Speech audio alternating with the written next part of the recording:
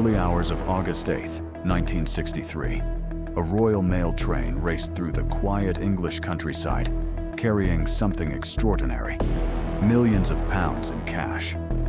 But somewhere in the darkness, a carefully planned trap was already waiting.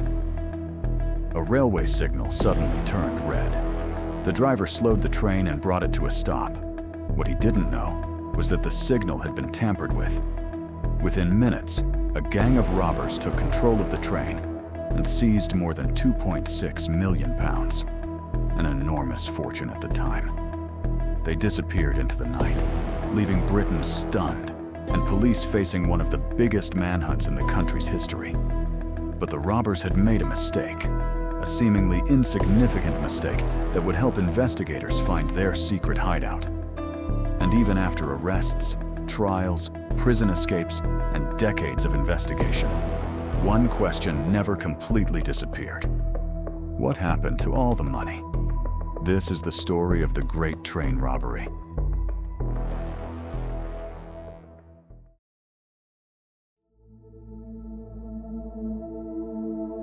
The train that night was no ordinary passenger service. It was a Royal Mail train traveling from Glasgow to London, carrying letters, packages, and enormous quantities of cash. Because August 8th came just after a bank holiday, the amount of money being transported was unusually high.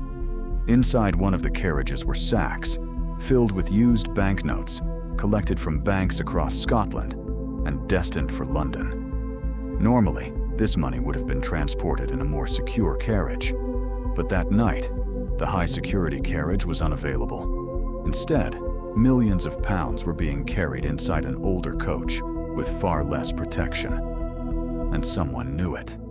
The robbers understood the train's route, its schedule, where the valuable mail was stored, and even where the train could be stopped far from immediate help. This wasn't a random attack. For months, a gang led by Bruce Reynolds had been preparing for one extraordinary night.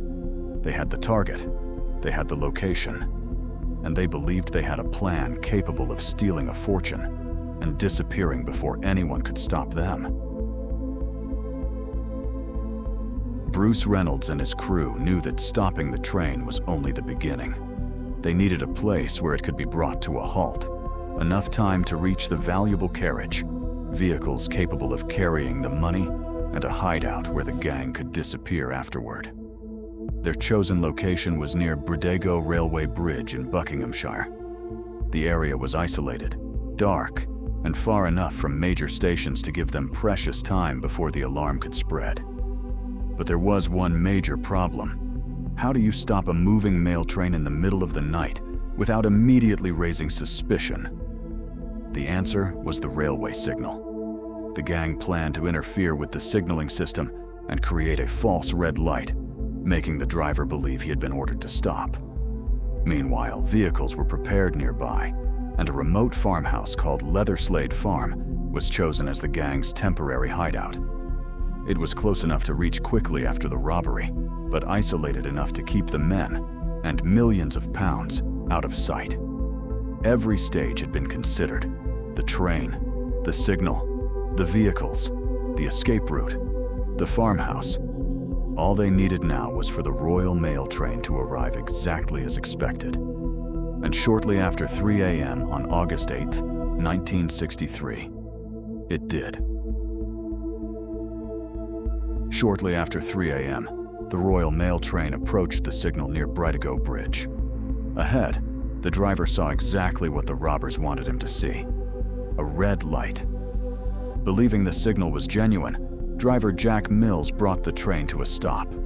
His co-driver, David Whitby, climbed down and attempted to contact the signalman, but the trackside telephone wasn't working. Something was wrong. Before the crew could understand what was happening, members of the gang moved in. The locomotive was separated from most of the train, leaving the engine and the valuable mail carriage under the robbers' control. But then, their carefully prepared plan nearly collapsed. The gang had brought a man who was supposed to know how to drive the locomotive. When the moment came, however, he couldn't operate it properly. So the injured driver, Jack Mills, was forced to move the locomotive and the valuable carriage forward toward Bridego Bridge. There, the rest of the gang was waiting. They entered the mail carriage and began removing sack after sack of cash. In less than half an hour, approximately £2.6 million had been taken. It was one of the largest cash robberies Britain had ever seen. And before the authorities fully understood what had happened, the gang was already disappearing into the darkness.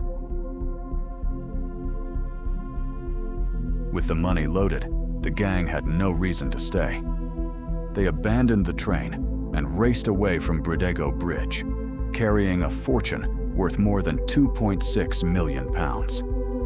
Their destination was Leatherslade Farm, the isolated farmhouse they had prepared as a temporary hideout. The farm was only a short drive from the robbery site. By the time police began realizing the scale of what had happened, the robbers were already hidden away with the money. Inside the farmhouse, the gang began counting their enormous haul. Bundles of banknotes covered the tables. For a brief moment, it appeared that the plan had worked almost perfectly. They had stopped one of Britain's most important mail trains, stolen a fortune, and escaped before police could reach the scene. But staying at the farmhouse was dangerous. The gang knew investigators would soon search the surrounding countryside. Their plan was to remain hidden only briefly, then separate and disappear. Before leaving, however, they needed to make sure the farmhouse could never lead police back to them. And this is where everything began to go wrong. Because inside Leatherslade Farm, the robbers would leave behind evidence they never expected police to find. The gang knew they couldn't stay at Leatherslade Farm for long. Their original plan was simple: leave the hideout and have the farmhouse completely cleaned before police could ever find it. But that never happened. Just days after the robbery, police received information that led them to an isolated property in the Buckinghamshire countryside. On August 13th, officers arrived at Leatherslade Farm. The robbers were already gone. But what they had left behind was devastating. Inside the farmhouse, police found food, bottles, bedding, mail sacks, and other items connected to the gang's stay. Even more importantly, investigators discovered fingerprints on objects throughout the property. Among the items examined was a Monopoly board the robbers had reportedly used while hiding at the farm. Those fingerprints gave detectives something they desperately needed: names. Suddenly, the investigation was no longer about searching for an unknown gang. Police could begin identifying individual suspects. The farmhouse that had been chosen to protect the robbers had become one of the strongest pieces of evidence against them. And now, Britain's biggest manhunt was about to begin. The discovery of Leatherslade Farm changed everything. Police now had fingerprints, physical evidence, and names connected to the robbery. The investigation moved quickly. Photographs of suspected gang members were circulated. Addresses were watched, and detectives began searching across Britain. One by one, members of the gang were identified and arrested. Among them were men who would become forever associated with the Great Train Robbery, including Ronnie Biggs, Buster Edwards, and Charlie Wilson. Bruce Reynolds, however, proved much harder to find. As the suspected mastermind behind the operation, Reynolds knew that staying in Britain could eventually lead police straight to him. He disappeared. Others tried to do the same. But within months, much of the gang had been captured. In 1964, several of the robbers went on trial. The sentences were severe. Some received prison terms of around 30 years, extraordinary sentences that shocked even parts of the British public. The robbery had taken less than half an hour. But for many of the men involved, the consequences would last for decades. And yet, the story was far from over. Because prison walls would not be enough to keep every member of the Great Train Robbery gang behind bars. For most of the gang, the trial appeared to be the end of the story. But for two of its most famous members, prison was only the beginning of another extraordinary chapter. In August 1964, Charlie Wilson escaped from Winson Green Prison in Birmingham. a group of men broke into the prison and helped him get out. For years, Wilson remained beyond the reach of British police. Then came the escape that would become even more famous. On July 8, 1965, Ronnie Biggs escaped from Wandsworth Prison in London. After getting over the prison wall with outside assistance, Biggs disappeared. He eventually left Britain and began a life on the run that would take him across the world, Australia, and eventually Brazil. For decades, his name remained connected not only to the Great Train Robbery, but to one of Britain's most famous fugitive stories. Meanwhile, Bruce Reynolds, the suspected mastermind, had also fled Britain, but the authorities never stopped searching. The gang that had once worked together on a single extraordinary robbery was now scattered across different countries. Some were in prison, some were hiding, and some would remain fugitives for years. But one mystery remained. What happened to the millions they had stolen? The gang had stolen more than £2.6 million, but despite the arrests, the trials, and one of the largest manhunts in British history, most of that money was never recovered. Only a fraction of the stolen cash was eventually found. The rest seemed to disappear. Some of it was almost certainly spent, while members of the gang were hiding or living abroad.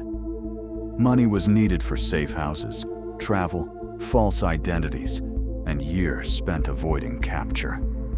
Some gang members were believed to have hidden portions of their shares. Others may have entrusted money to people they thought they could trust. But exactly where all of it went has never been completely established.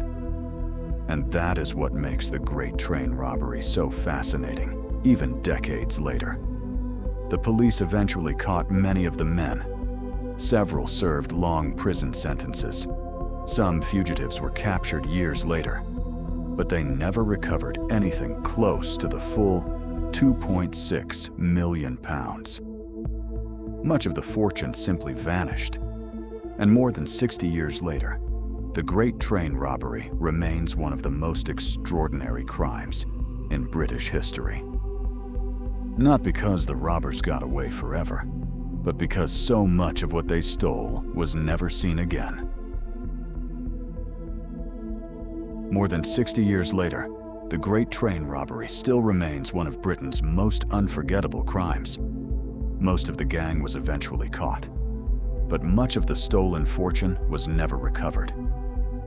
So what do you think happened to the missing millions? Hidden somewhere? Spent while on the run? Or lost forever? Tell us your theory in the comments. And if you enjoy mysteries like this, like the video and subscribe to Mystery Atlas for more.